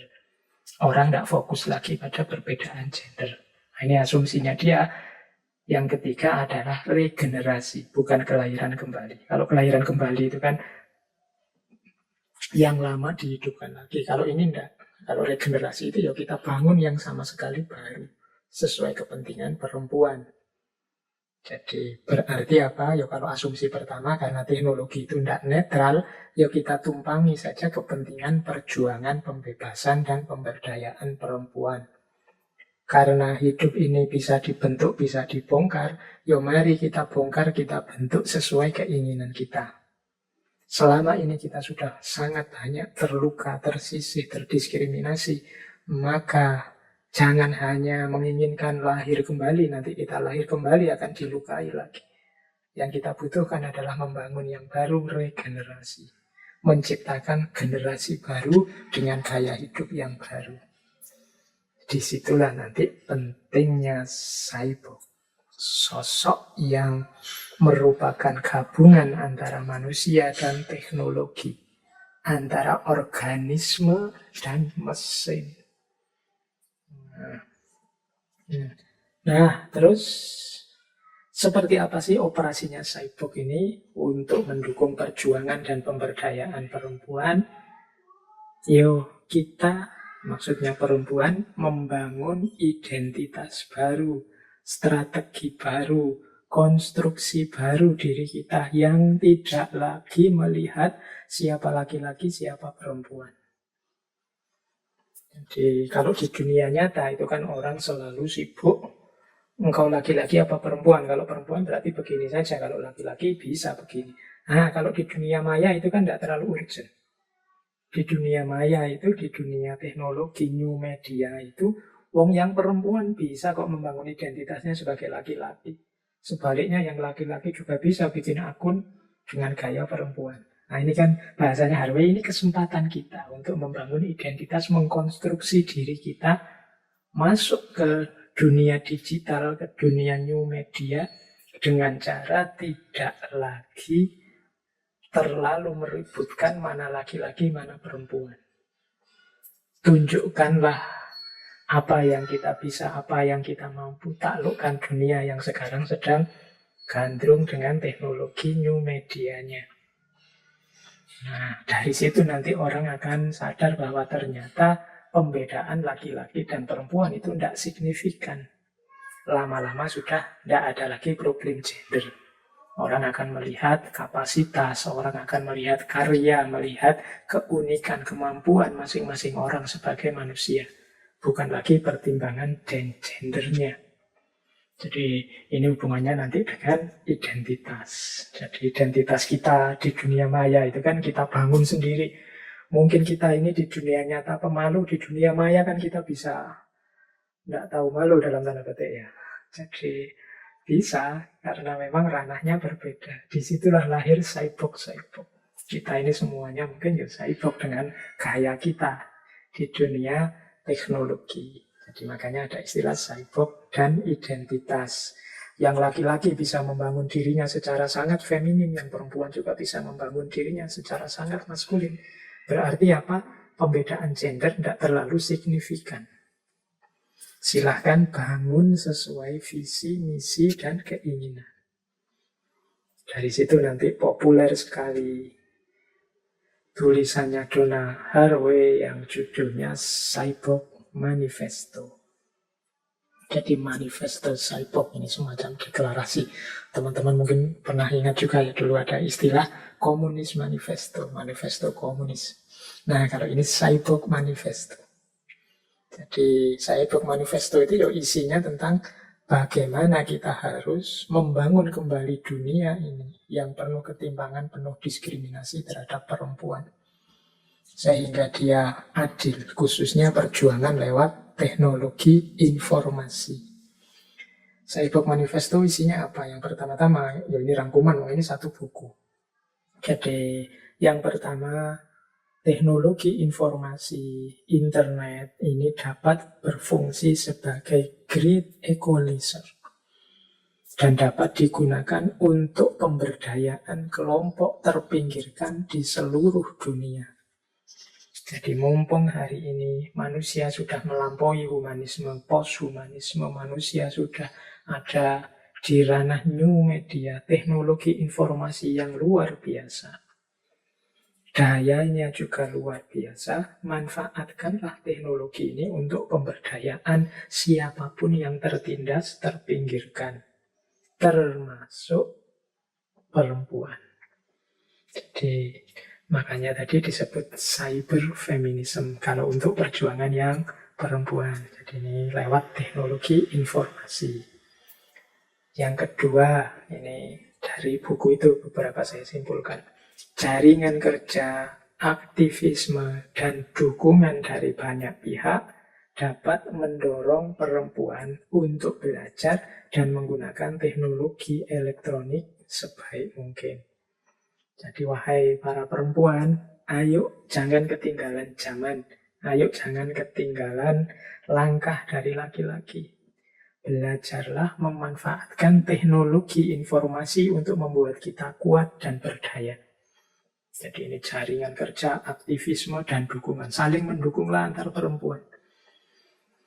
Karena kadangkala perjuangan feminis ini yang gembosi perempuan sendiri yang punya visi dan perspektif yang berbeda.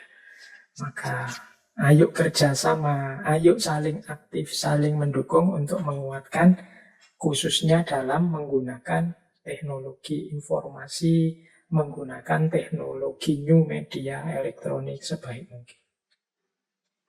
Dan yang ketiga, mari bersama-sama menyongsong masa depan di mana perempuan tidak lagi terisolasi, tapi mempunyai akses global, saling berhubungan, saling merajut satu sama lainnya untuk pencerahan dan kesetaraan perempuan. Jadi ini strategi feminis untuk mewujudkan kesetaraan, memberdayakan perempuan, melepaskannya dari jeratan budaya patriarki dengan memanfaatkan teknologi informasi. Membentuk sosok-sosok tangguh, cyborg-cyborg yang punya daya luar biasa, yang mampu menentukan nasib keinginannya sendiri dan membangun sendiri. Tadi, mampu reassemble, mampu membentuk dirinya sesuai keinginannya, tidak lagi disetir-setir dari mana-mana. Jadi Donna Haraway memimpikan nanti banyak muncul cyborg-cyborg perempuan-perempuan yang tangguh, yang sampai pada titik orang tidak lagi membahas mana laki-laki, mana perempuan, karena sekarang baik laki-laki maupun perempuan sama-sama berdaya, sama-sama tangguh, sudah setara. Jadi ini isinya Cyborg Manifesto. Oke, jadi semoga bisa ditangkap ya sedikit-sedikit ini. Sejak awal tadi kita awali dari betapa hari ini ada situasi namanya posthumanis. Ketika manusia mulai sadar akan kelemahan kekurangannya, mulai jatuh kebanggaannya sebagai yang nomor satu. Kemudian batas-batas yang selama ini dianggap tegas mulai memburam, mulai tidak tegas lagi. Mana kuat, mana lemah, mana primitif, mana berbudaya, mana kenyataan, mana ilusi. Yang semua itu muncul karena teknologi informasi sedang memuncak hari ini. Maka para perempuan silahkan memanfaatkan teknologi informasi ini dalam perjuangan pemberdayaan perempuan. Lahirlah satu cabang namanya feminisme, cyberfeminisme. Dari ranah cyberfeminisme inilah nanti muncul konsep cyborg yang merupakan gabungan antara mesin dan organisme yang mampu dan punya daya untuk memancang visinya sendiri, mengatur, mewujudkan keinginannya sendiri. Baik, kita lanjutkan sekarang. Nah, ini loh argumen-argumennya. Sekarang kita lihat, apa mungkin Pak seperti yang diinginkan oleh Donna Haraway tadi, kita bisa memberdayakan, membebaskan perempuan dari keterkungkungan dominasi laki-laki. Sangat mungkin karena yang pertama, teknologi informasi, teknologi elektronik itu memungkinkan perempuan untuk lepas dari penjara ketubuhan mereka. Jadi ini argumen pertama. Mengapa ini penting? Ya karena biasanya perempuan itu kan di dunia nyata hanya didefinisikan dari tubuhnya saja. Ini teman-teman yang laki-laki ini mesti kan sering memahami perempuan dari ketubuhannya saja. Mungkin cantiknya lah, seksinya lah, apanya lah. Nah, di dunia media, teknologi, informasi di medsos itu perempuan bisa melepaskan diri dari hanya dilihat aspek ketubuhannya saja. Dia bisa bermain-main dengan simbol, dia bisa mengekspresikan dirinya seperti apapun, bahkan mungkin profilnya tidak diberi fotonya, tapi diberi gambar apalah sesuai dengan visi dan keinginannya. Dia bebas mengungkapkan apa saja, ngomong apa saja sesuai misi dan keinginannya. Nah, ini menunjukkan bahwa dunia virtual punya kekuatan untuk membebaskan perempuan dari hanya dilihat aspek tubuhnya saja. Kalau ada orang yang fokus melihat aspek tubuhnya saja meskipun di dunia maya, hari ini kan gampang. Tinggal diblokir, di-delete, dibuang, mudah. Jadi disinilah maka kemungkinan perempuan bisa semakin kuat, semakin berdaya melalui media, melalui teknologi informasi hari ini. Dia bebas mengekspresikan dirinya tanpa harus melewati stigma-stigma pandangan-pandangan yang tidak diinginkan. Kalau masih ada yang begitu, tinggal di-blok saja, di-delete saja. Nah, yang pertama itu alasannya. Yang kedua, apa mungkin begitu? Nah, sangat mungkin. Kita menciptakan sebagaimana yang diinginkan oleh Donna Haraway. Katanya Haraway, ada banyak situasi yang mendukung. Yang pertama misalnya situasi yang mendukung itu ada istilah dari Donna Haraway, computer mediated environment. Jadi ada lingkungan yang dimediasi oleh komputer. Hidup kita hari ini itu kan banyak yang butuh mediasi, butuh disambung oleh komputer. Ya komputer termasuk internetnya, apalagi sekarang peradaban cloud, peradaban macam-macam ini. Lingkungan kita hari ini banyak membutuhkan dukungan komputer. Banyak hal, tadi banyak mesin-mesin, banyak dukungan komputer. Berarti apa? Ya memang zamannya begini. Zaman ketika identitas-identitas gender yang di dunia nyata sering membuat pusing, itu bisa mendapatkan medan yang lebih leluasa di dunia maya. Jadi yang pertama ya karena tadi kita ini bisa melakukan apa saja di dunia maya. Yang kedua, dunia nyata hari ini bahkan banyak yang membutuhkan dukungan komputer. Tanpa komputer, environment kita, kehidupan kita jadi tidak nyaman. Coba hari ini internet mati, HP mati, laptop mati.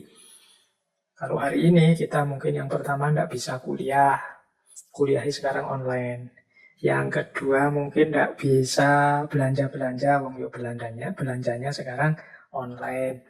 Yang ketiga tidak bisa cari hiburan. Sekarang cari hiburannya online. Bahkan yang keempat kita tidak bisa eksis. Kita hari ini kan untuk eksis itu butuh media-media online. YouTube lah, Instagram lah, WA lah, TikTok lah, itu kan media kita untuk eksis hari ini. Jadi environment yang dimediasi oleh komputer. Jadi mungkin hidup ini 3/4-nya sudah dunia maya.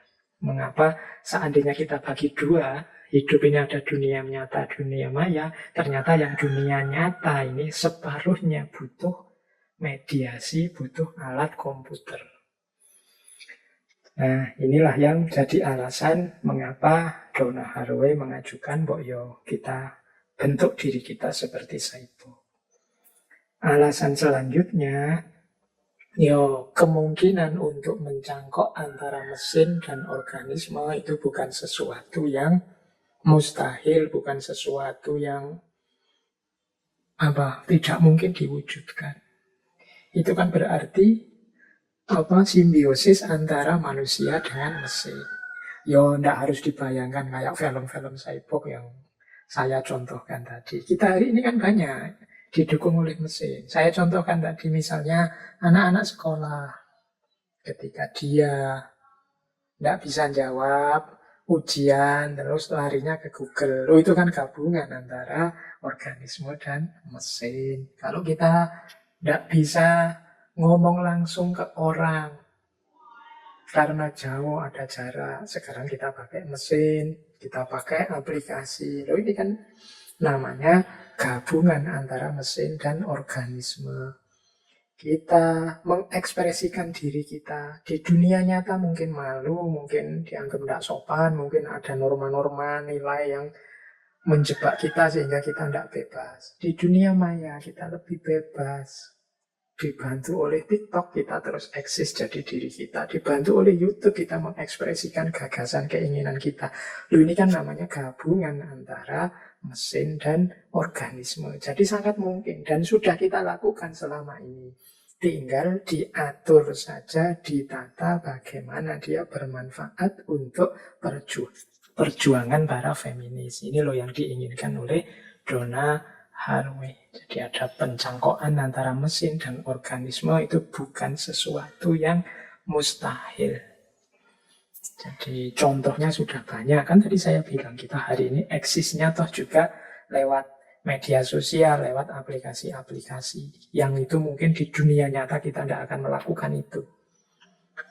Tapi di dunia maya kita berani melakukan itu. Sama seperti perempuan-perempuan mungkin di dunia nyata dia ditabrak oleh norma, oleh nilai, oleh adat, oleh tradisi. Tapi di dunia maya dia lebih bebas menyampaikan keinginannya. Bahkan dia bisa tidak menjadi dirinya. Itu tadi yang disebut cyborg tadi. Dia bisa mengkonstruksi ulang dirinya.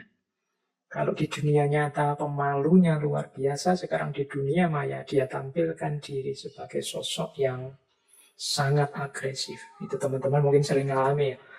Orang ini kalau di medsos ini, kata-katanya pedes sekali, kata-katanya kasar sekali, selalu agresif menyerang. Tapi di dunia nyata ternyata kebalikannya, orangnya pemalu, tidak berani ngomong. Ini memungkinkan tadi disassemble, reassemble. Kemudian yang ketiga, karena dunia maya ini di situ ada kebebasan, maka kategori-kategori yang selama ini kita pisahkan secara tegas, manusia dan mesin, laki-laki dan perempuan, ini sudah mulai tidak berlaku lagi. Kita, katanya Haraway, sedang menuju sebuah dunia di luar gender atau dunia yang genderless. Pertimbangan-pertimbangan gender tidak terlalu penting lagi. Kalau kita bertemu dengan orang di dunia maya, pertama-tama kita tidak melihat gendernya atau informasi tentang gendernya itu tidak terlalu urgent. Kita bisa langsung berdialektika, mungkin langsung menyerang gagasannya, mungkin kita langsung melihat tawaran idenya dan macam-macam. Urusan dia dari gender yang mana tidak terlalu urgent dibahas, makanya disebut kita sedang memasuki dunia yang genderless. Kita lanjutkan konsep selanjutnya yang perlu kita pertimbangkan dari Donna Haraway. Ada istilah situated knowledge. Situated knowledge ini bisa diterjemahkan sebagai pengetahuan yang disituasikan. Ini jalan tengah sebenarnya kalau dalam konsepnya Haraway untuk mengatasi pandangan bahwa pengetahuan itu harus objektif atau pengetahuan itu pasti subjektif dan relatif. Katanya Haraway, feminist objectivity means quite simply situated knowledge. Jadi objektivitas bagi kelompok feminis itu ringkesnya adalah situated knowledge. Situated knowledge itu pengetahuan yang tidak objektif tapi juga tidak semata-mata subjektif. Objektif itu kan berarti universal untuk kapanpun dan dimanapun. Sementara kalau yang subjektif, relatif ini sifatnya parsial untuk situasi dan kondisi tertentu. Nah, kalau situated knowledge ini klaim-klaim kebenaran yang mungkin dia harus diuji lagi. Meskipun sudah diklaim sebagai ini benar. Tidak masalah kalau ada yang mempertanyakan, butuh untuk menguji ini lagi, tapi tetap ini diyakini sebagai benar dalam rangka apa? Mendukung upaya emansipatoris, mendukung upaya pembebasan dari ketertindasan, upaya meningkatkan kualitas, upaya mainstreaming, dan lain sebagainya. Jadi misalnya saya punya konsep A. Konsep A ini gunanya agar penindasan terhadap perempuan atau penindasan terhadap orang awam atau penindasan terhadap rakyat miskin ini bisa berakhir. Konsepku ini yang saya klaim sebagai benar itu mungkin dipertanyakan. Mungkin banyak orang ingin menguji. Mungkin levelnya sangat subjektif versiku. Tapi sebagai sebuah pengetahuan yang gunanya untuk emansipasi, dia bisa diterima meskipun subjektif. Itu namanya situated knowledge. Levelnya lebih dari sekedar relatif dan subjektif. Mengapa? Karena ada tujuan konkretnya, yaitu emansipatoris atau pembebasan atau pemberdayaan. Jadi namanya situated knowledge. Jadi pengetahuan yang mungkin dia relatif dan tidak objektif, tapi untuk situasi tertentu dia harus kita benarkan. Karena dia bisa mendukung upaya-upaya positif kemanusiaan tadi. Itu namanya situated knowledge. Ini model semacam ini biasanya banyak ditemukan dalam teori-teori feminis atau teori-teori yang anti rasis, teori-teori yang targetnya pembebasan. Meskipun kalau dicek, ini kok subjektif sekali, hanya sesuai kepentingan di situ, tidak masalah. Karena dia tujuannya memang untuk emansipasi, untuk pembebasan. Meskipun tidak objektif. Kalau hanya mencari yang objektif, universal, berlaku di mana-mana, ya mungkin kebenarannya ketemu, tapi tidak punya daya emansipatoris. Maka pengetahuan-pengetahuan yang nanti bisa berguna untuk situasi tertentu atau bisa diposisikan demi emansipasi, demi pembebasan, maka pengetahuan ini namanya situated knowledge. Jadi mungkin ada keberatan-keberatan terhadap konsep-konsep feminis. Mungkin ada ketidaksetujuan kalau versinya Haraway. Ya tetap harus kita dukung, kita benarkan dulu. Karena memang tujuannya untuk emansipatoris, meningkatkan kondisi dari tidak ideal jadi ideal. Yang mirip kalau mudahnya. Kalau ada orang misalnya ya, saya pernah ngalami lihat itu, kalau ada contohnya anak kecil tenggelam, begitu diangkat, wah ini sudah tidak ada harapan lagi, ini kemungkinannya tewas. Tiba-tiba ada orang yang punya teori gimana caranya air di dalam tubuhnya ini bisa keluar. Terus dia dicungkir-cungkir, dibanting-banting, diocak-ocak sampai airnya keluar semua, kemudian dia hidup. Loh, ketika dia berteori mengosak-asik jungkir balikkan anak ini, itu mungkin kalau dicari teorinya secara objektif dengan konsep-konsep tentang penyelamatan anak, mungkin tidak ada. Tapi di kondisi saat itu, pengetahuan dia berguna untuk menyelamatkan anak ini, meskipun pengetahuan itu seandainya diuji secara klinis, secara akademik, dia bisa dikenai pendapat, wah kamu ini subjektif. Teorimu tidak universal, banyak kelemahan logisnya. Biar saja, yang penting anak kecil ini selamat. Sama kayak teori-teori dalam feminisme, teori-teori anti rasis, ini juga begitu. Mungkin banyak konsep-konsepnya yang kita tidak setuju ini, karena teorinya ini sangat subjektif, kelemahannya banyak. Tapi dengan mempertimbangkan tujuannya untuk menolong banyak orang, menyelamatkan perempuan dari situasi ketertindasan, ya dia bisa kita terima. Statusnya adalah situated knowledge, pengetahuan yang tersituasikan oleh kondisi sosial dan praksis kehidupan. Oke,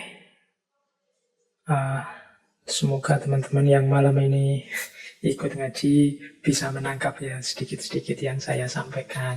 Kalau belum paham, bisa diulang lagi, bisa didengarkan lagi kapanpun. Wong ini ada rekamannya. Yang saya sampaikan ini dari buku-bukunya Haraway. Mungkin ada titik-titik tertentu yang pemahaman saya tidak persis seperti yang diinginkan Haraway, ya tidak apa-apa. Teman-teman nanti yang melanjutkan mendalami. Syukur-syukur bisa mengingatkan saya, mengupgrade pemahaman saya. Biar saya nanti bisa tambah baik lagi wawasannya. Oke, biasanya kalau tema-tema seperti ini kan memang agak panjang memahaminya. Teman-teman tidak bisa langsung memahami begitu saja. Oke, konsep tentang cyber, konsep tentang perjuangan perempuan lewat dunia maya, cyberfeminisme, kondisi posthumanisme. Semoga bisa ditangkap misinya Donna Haraway malam hari ini.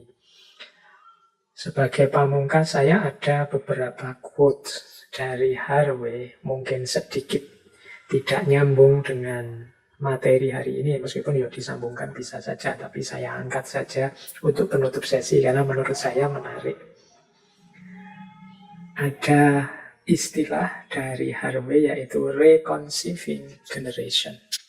Reconceiving generation ini bisa kita artikan memahami kembali, menemukan kembali generasi.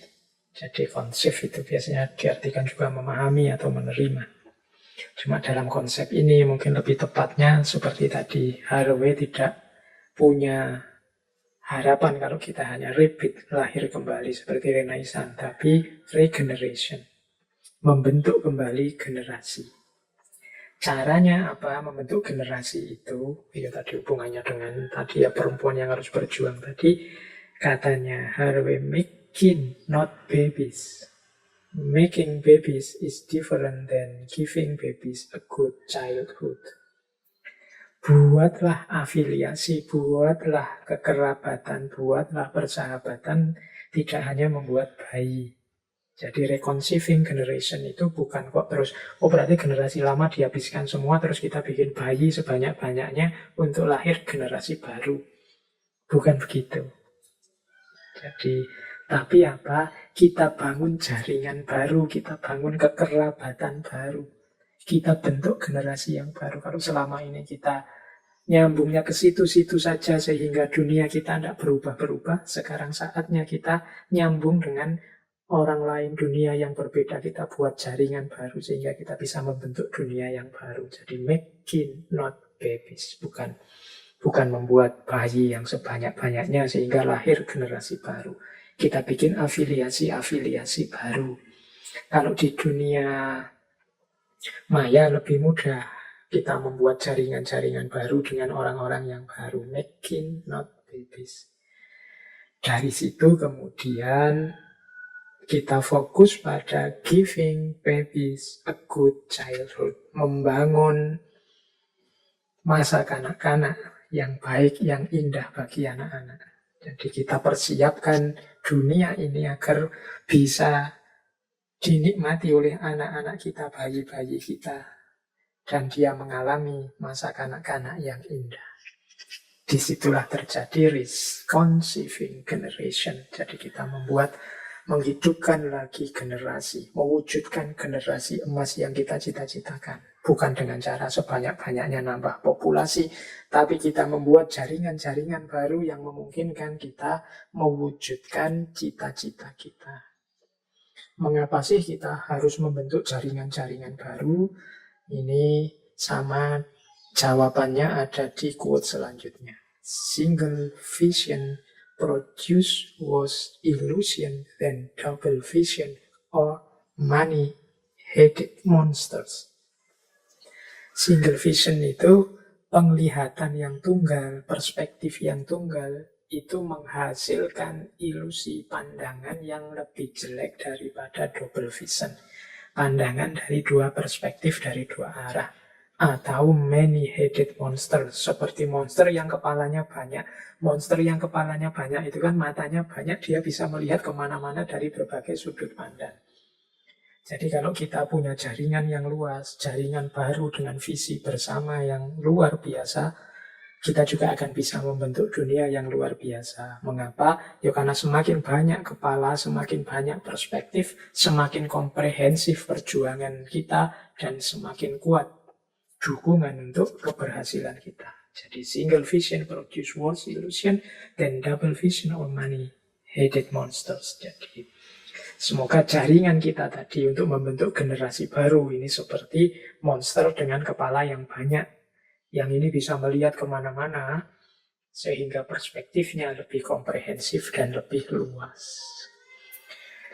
Baik, teman-teman, saya kira itu ya pertemuan malam hari ini. Mungkin ada beberapa wawasan baru sejak tadi pembukaan saya membuka dengan dongeng dari tradisi tasawuf, kemudian kita memahami dunia posthumanisme seperti apa, kemudian kita juga diingatkan tentang kelemahan, kekurangannya manusia, termasuk terpinggirkannya manusia sejak zaman awal modern, kemudian serbuan teknologi informasi, kemudian bagaimana caranya perempuan memperjuangkan nasibnya dengan strategi menggabungkan budaya teknologi dan new media yang nanti dikenal sebagai cyberfeminism, dan usulan Haraway untuk menghidupkan cyborg-cyborg dan mendeklarasikan Cyborg Manifesto sebagai jalan untuk membebaskan perempuan dari kungkungan dan keterkungkungan peradaban yang didominasi oleh laki-laki.